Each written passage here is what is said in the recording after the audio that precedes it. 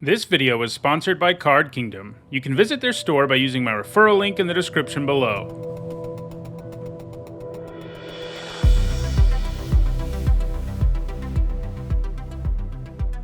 Hi everyone, I'm Nitsa Hone, and today is Monday, and that means it's time for the 521st MTG Top 10. In this series, I rank cards based on their historical performance at Magic's highest level of competition. Today, we're going to take a look at mass bounce effects. In Magic, a bounce effect is one that returns a permanent of one type or another to its owner's hand. The brand new Brothers War card, HURKYL'S Final Meditation, got me to wondering about how good mass pump effects have been in Magic's history. For the purposes of this video, a mass bounce effect refers to any effect that can return all of something to a player's hand, or to both players' hands. This can straight up be all permanents or all permanents that have a certain quality, whether that quality is a card type or a color. Obviously, mass bounce effects can be pretty powerful, as they utterly reshape the board. They don't get rid of things permanently, of course, but making a player recast a bunch of stuff is a good way to get a whole bunch of tempo. These kinds of effects can be pretty flexible too, as you can also use them to benefit you, like by helping your creatures survive removal. Before we get started, here's a quick reminder on how I score cards in these videos. A first tier top 8 is worth 2 points. This includes events like World Championships and Pro Tours. And a second tier top 8 is worth 1 point. This includes events like Grand Prix and Regional Championships. Alright, let's get to the list. At number 10, it's Wash Out. This mass bounce effect lets you choose a color, and then all permanents of that color get bounced to their owner's hand. The fact you get to choose the color means you can always make sure this does more harm to your opponent than it does to you, and sometimes you can even make it completely one-sided. It was played in Standard between 2000 and 2002, most frequently appearing as a sideboard card, though it did see some main deck play as well, especially in 2000, when mono-white Rebel decks and mono-blue Tempo decks were a huge part of the metagame. It hasn't gained any points since 2002. At number 9, it is Rebuild. This returns all artifacts to their owner's hands. It also comes with cycling, which is always nice, since a card like this won't always be useful, and when that's the case, you can just throw it away. It was a useful sideboard card in Extended during the period of Affinity's dominance. It was often accessible using Cunning Wish too, so you could get it even in Game 1. It's also been used out of the sideboard in Legacy and Vintage. It also received a modern legal reprint in Modern Horizons and is seeing a little bit of play in Modern too. At number 8, it is CYCLONE Summoner, which is the newest card to make the list. This 7-mana 7/7 adds a big body to the board while also bouncing away all permanents that aren't giants, wizards, or lands.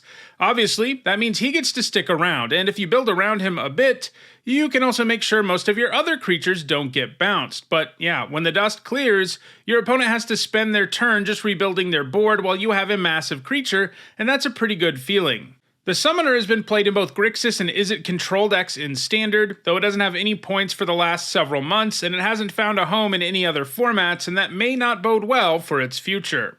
At number 7, it is Lawan, Cephalid Empress. She's a legendary blue creature that really hoses blue decks. She bounces all of your opponent's blue creatures and makes it so they can't cast blue creature spells, so in the right matchup, she can pretty much lock the opponent out of the game. As you would expect, most of her points have come as a sideboard card across a variety of formats. She's been played the most in Legacy, a format with prominent Merfolk decks and several other problematic blue creatures like Delver of Secrets. Maybe the coolest thing you can do with Lawan in Legacy is play it in your Painter's Servant combo deck. Those decks generally look for a 2-card combo with Grindstone and Painter's Servant, which allows you to mill your opponent's whole library. But combining the Servant and Lawan is incredible too, because it means their creatures are blue, so you bounce all of their creatures and they can't cast creature spells at all. It's been 5 years since the last time Lawan saw significant play in Legacy though, and she may slip down the list in the next few years. At number 6, it is River's Rebuke. This sorcery lets you bounce all of your opponent's non-land permanents. It gained all of its points in Standard, largely as a sideboard card in that format's Teamer energy decks. There were a lot of decks in the format that it was good against. It was the most useful, though, against the Scarab God, as it could permanently get rid of all of his zombie friends and really put the opponent on the back foot, since all the mana they spent on the Scarab God and their zombie tokens ended up meaning nothing. It's also seen some play in Historic, but so far it doesn't have any points in the format. At number 5, it is Hibernation. Like Lawan, this is a color hosing mass bounce effect. It bounces all green permanents, and it's an instant too, which is pretty sweet. Obviously, this is another mass bounce effect that is predominantly a sideboard card. Like Rebuild, it was played in decks that could grab it with Cunning Wish, so accessing this in Game 1 against a green deck was no problem. It was particularly useful against Squirrel opposition decks, which were reliant on using Squirrel Nest along with several other green cards. Hibernation made that strategy ineffective. Not only would it bounce Squirrel opposition, it would also bounce all the Squirrel tokens, which ceased to exist. It's also seen sideboard play in Modern Merfolk, where it's the most useful to bring in against decks like Bogles and Infect, which make it very difficult for you to target their creatures. And Hibernation doesn't target them, and it deals with them pretty effectively. It hasn't gained any points, though, since 2018. At number 4, it's Upheaval. When you hear Mass Bounce spell, there's a good chance that this is the first card you think of, because it's the most mass of any bounce spell, since it returns all permanents to their owner's hands, including lands. This card is a reset button that almost just restarts the game, since both players have to play out their lands all over again and cast their spells along the way. Obviously, the decks that have utilized Upheaval over the years have found ways to take more advantage of it than the opponent can. It was perhaps used the most effectively in Psychotog decks in Standard and Extended. These were control decks that looked to eventually win the game with one swing from Psychotog. Those decks could float mana ahead of Upheaval, cast Upheaval, and recast Psychotog. Then the opponent would play their one land and not do anything else. Meanwhile, you have a full hand and a full graveyard to buff Psychotog to a massive size and win the game on the next turn. It hasn't gained any points though since 2007. At number 3, it is Cyclonic Rift. If you didn't think of Upheaval first when you heard Mass Bounce, you probably thought of this. The Rift can be a targeted bounce spell and only bounce one non-land for 2 mana, but it also comes with Overload, which allows you to bounce all of your opponent's non-land permanents, and it lets you do it at instant speed.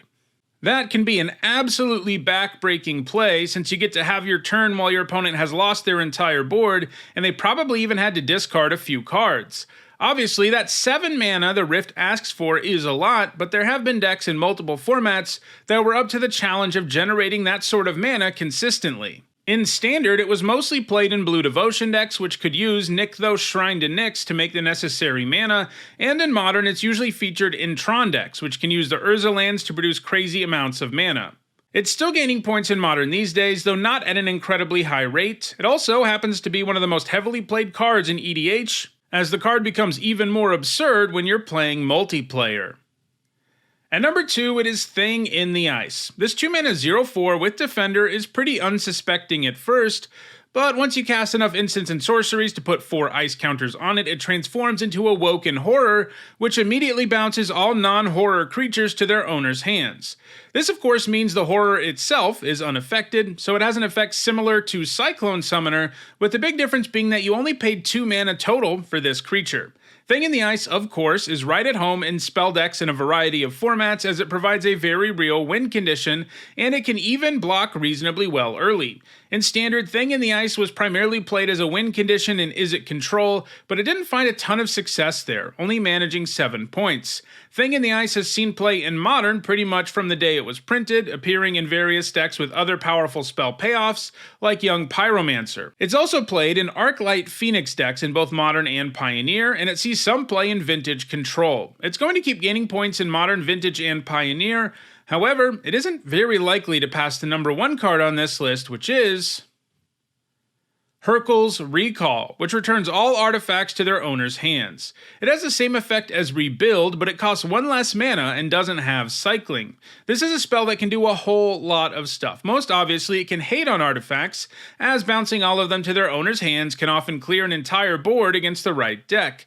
And that's the way that the card has been used the most often, as a sideboard card across multiple formats, but it's also been used in decks that want to use this card to gain an advantage. For example, some Storm decks in Modern, Legacy, and Vintage like to use it to recast a whole bunch of 0-mana artifacts, sending their Storm count through the roof and allowing them to win the game. Still, the main use of the card is as a sideboard weapon against artifact decks, and that's going to continue to be true, so it's likely to continue to be the number 1 mass bounce spell. So, those are the 10 cards with mass bounce effects that have left the biggest impact on competitive Magic. If you're interested in bouncing a whole bunch of stuff, check out the description where you can find a direct Card Kingdom link for every card in the video. If you enjoyed this video, don't forget to like it and share it so that others can enjoy it too. If you want to catch up on past MTG top 10s, and there are over 500 of them, you should see a playlist on your screen shortly. Thanks for watching.